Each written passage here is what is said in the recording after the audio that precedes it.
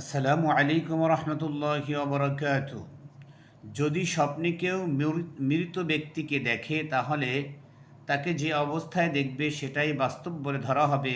ইবনে সিরিন রাহমাহুল্লাহ বলেছেন, তাকে যা বলতে শুনবে সেটা সত্যি বলে ধরা হবে, কারণ সে এমন জগতে অবস্থান করছে যেখানে সত্য ছাড়া আর কিছুই নেই। যদি কেউ মৃত ব্যক্তিকে ভালো পোশাক পরা অবস্থায় বা সুস্বাস্থ্যের অধিকারী দেখে তাহলে বুঝতে হবে সে ভালো অবস্থায় আছে। আর যদি জীর্ণ শীর্ণ স্বাস্থ্য খারাপ পোশাকে দেখো তাহলে বুঝতে হবে ভালো নেই।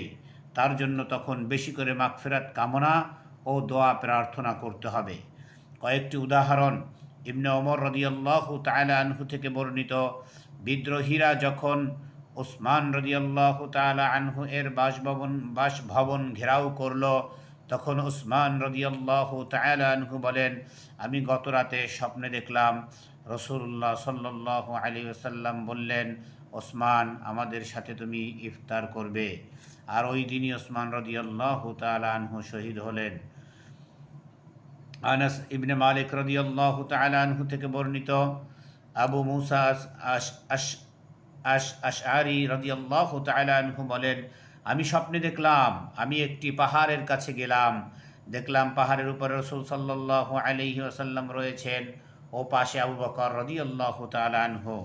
আবু বকর রাদিয়াল্লাহু তাআলা আনহু তার হাত দিয়ে ওমর রাদিয়াল্লাহু তাআলা আনহুর দিকে ইশারা করছেন।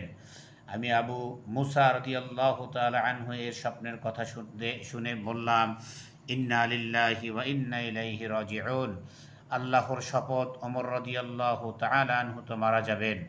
আচ্ছা, আপনি কি বিষয়টি ওমর রাদিয়াল্লাহু তাআলা আনহুকে লিখে জানাবেন? আবু মুসা রাদিয়াল্লাহু তাআলা আনহু বললেন, আমি ওমর রাদিয়াল্লাহু তাআলা আনহুকে তার জীবদ্দশায় তার নিজের মৃত্যুর সংবাদ জানাবো। এটা কি করে হয়? এর কয়েকদিন পরই স্বপ্নটা সত্য পরিণত হলো। ওমর রাদিয়াল্লাহু তাআলা আনহু শহীদ হয়ে গেলেন।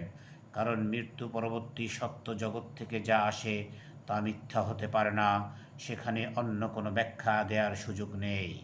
আল্লাহ তাআলা রব্বুল আলামিন আমাদের সকলকে কল্যাণকর স্বপ্ন দান করুন। আমিন।